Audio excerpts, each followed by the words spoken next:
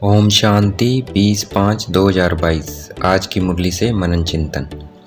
आज बाबा ने मुरली में कहा, आत्मा के शरीर का बाप शारीरिक है और आत्मा जो कि अशरीरी है उसका बाप परम आत्मा भी अशरीरी है। आगे बाबा ने समझाया, आत्मा के बाप से बेहद का सुख का वर्षा मिलता है। वो वर्षा अभी शुरू होता है जो त्रेता अंत तक चलता है और अभी हम पुरुषार्थ कर रहे हैं भविष्य 21 जन्मों की प्रारब्ध अथवा वर्षा अथवा प्रॉपर्टी के लिए। कहते भी हैं आत्माएं आपस में भाई भाई हैं। अभी जब परमात्मा मनुष्य सृष्टि की रचना रच रहे हैं तो हम ब्राह्मण आपस में भाई बहन हो जाते हैं। बाद में परिवार बढ़ता है, काका चाचा मामा सब बाद में होते हैं। बाबा कहते सारा दिन खाना पीना, रात को सोना और बाप को याद न करना, इसमें कोई हीरे जैसी जन्म नहीं मिलेगी। इस शरीर को चलाने के लिए कर्म करना है। गृहस्थ व्यवहार में रहते कमल फूल समान बनना है। देवताओं में गुण होते हैं और मनुष्य में अवगुण होते हैं। तब तो मनुष्य देवताओं के आगे जाकर अपने अवगुण बताते हैं, आप सर्वगुण संपन्न, हम पापी नीच हैं। तो अब हमें अपने अंदर से असुरी गुणों को निकाल ईश्वरीय दैवी गुण धारण करने हैं। बाबा कहते हैं ज्ञान, ये ज्ञान नया है और कोई भी वेद शास्त्र में ये ज्ञान नहीं है। अभी हम जो ये ज्ञान सुन रहे हैं यह फिर प्राय लोप हो जाएगा, अर्थात ये ज्ञान थोड़ा बहुत बचेगा, आटे में नमक मिसल। अभी हम असुरी गुण वाले मनुष्य से दैवी गुण वाले देवता बन रहे हैं। पापों का बोझा जो सिर पर है वह बाप की याद से भस्म कर रहे हैं। अभी हम असुरी गुण वाले मनुष्य से दैवी गुण वाले देवता बन रहे हैं। पापों का बोझा जो सिर पर है वह बाप की याद से भस्म कर रहे हैं। भक्ति मार्ग में हम ये सुनते आए हैं, पानी में स्नान करने से पाप भस्म हो जाएंगे, परंतु पानी से पाप भस्म नहीं होते हैं। अगर ऐसा होता फिर परमात्मा पतित पावन को क्यों याद करते। आगे बाबा कहते हैं ये सारा सृष्टि नाटक समझदार और बेसमझ पर बना हुआ है। अभी हम समझदार बन गए हैं क्योंकि इस सारे सृष्टि चक्र को और हिस्ट्री ज्योग्राफी को हम जान गए हैं। जो नहीं जानते हैं उनको बेसमझ कहते हैं। देवताओं की हीरे जैसी लाइफ थी, वह वहाँ सुख भोगते थे।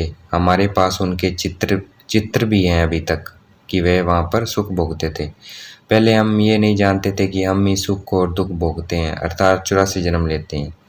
ये बात शिव बाबा ने हमें बताई है। अभी हम औरों को समझाने लायक बन गए हैं। हमें शिक्षा लेकर फिर औरों को शिक्षा देनी है। परमपिता परमात्मा सबका पिता है तो हमें बाप का परिचय देने जाना पड़ेगा।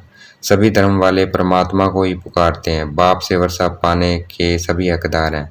वर्षे पर भी हमको समझाना है कि बाप मुक्ति और जीवन मुक्ति का वर्षा देते हैं। अभी सब जीवन बंधन में है क्योंकि रावण राज्य है। रावण राज्य में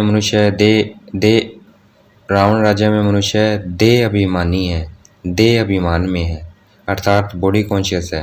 राम राज्य में देवता देही अभिमानी होते हैं, अर्थात सोल कॉन्शियस होते हैं।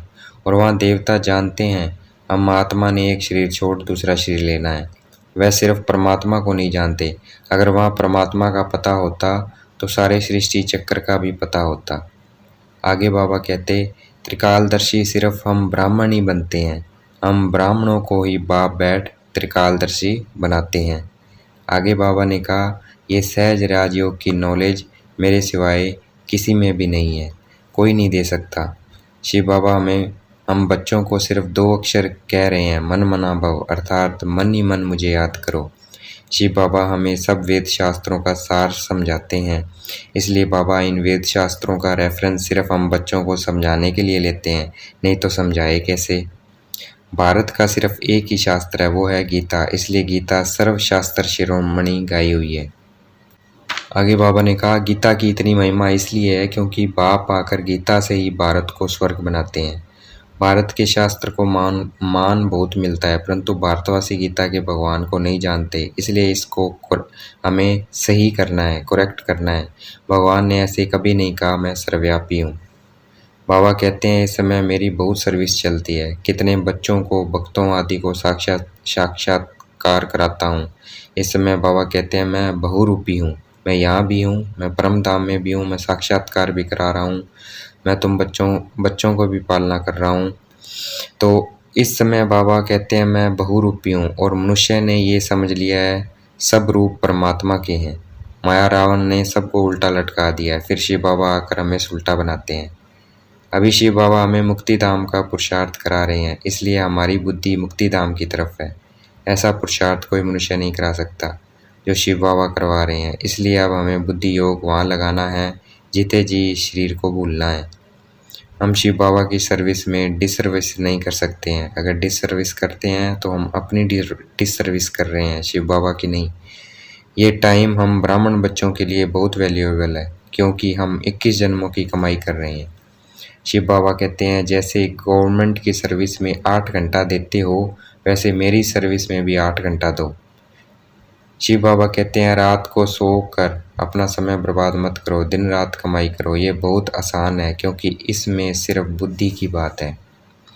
बाबा कहते हैं मनुष्य ऐसा क्यों कहते हैं कि जब कार्य पर बाबा कहते हैं मनुष्य ऐसा क्यों करते हैं कि जब कार्य पर जाते हैं सबसे पहले मंदिर के सामने हाथ जोड़ते हैं, फिर दुकान पर जाते हैं। क्यों? क्योंकि शिव बाबा ने हमें इस समय सिखाया है कि कर्म करते मुझे याद करो। अभी विष्णुपुरी में जा रहे हैं, ऐसे नहीं वहाँ 4 भुजा वाले मनुष्य होंगे। लक्ष्मी नारायण के कंबाइंड स्वरूप को विष्णु कहा जाता है, और महालक्ष्मी को भी 4 हाथ दिखाए हैं, उसकी भी पूजा करते हैं। वो भी विष्णु की पूजा है, क्योंकि वह भी कंबाइंड स्वरूप है। परंतु इस समय महिमा माताओं की है। जगदम्बा लक्ष्मी के नाम का गायन है, क्योंकि इस समय परमात्मा माताओं द्वारा सबकी सदगति करते हैं। बाबा कहते हैं अगर खाने के लिए पैसा काफ़ी है तो जास्ती माथा नहीं मारना है। अगर हम शिव बाबा के यज्ञ में देते हैं तो हम विश्व की सेवा में लगाते हैं। आगे बाबा ने कहा सेंटर्स बनाओ जहाँ मनुष्य को देवता बनाने का रास्ता बताया जा सके। बाबा ये भी कहते हैं चाहे लाख करोड़ कमाओ, परंतु काम ऐसा करो जिससे भारत पावन बने, एवर हेल्दी बने। हमारा जो भी पैसा इस यज्ञ में लगता है वह एक एक पैसा हीरे समान है। इन पैसों से भारत स्वर्ग बनता है, बाकी जो बचेगा वह सब खत्म हो जाएगा। बाबा कहते हैं आने वाले समय में शिव बाबा के घर के बाहर लाइन ऐसी लगेगी जो किसी ने आज तक नहीं देखी है। तो हमें कितनी खुशी रहनी चाहिए। हमें रहम दिल बनना है, अपने पर और दूसरों पर रहम करना है। आज की मुरली का वरदान, अकाल तख्त सो दिल तख्त नशीन बन, स्वराज्य के नशे में रहने वाले प्रकृति जीत माया जीत भव। आज की मुरली का स्लोगन, संकल्पों की सिद्धि प्राप्त करनी है तो आत्म शक्ति की उड़ान भरते रहो। अच्छा, ओम शांति। शुक्रिया मेरे बाबा, शुक्रिया।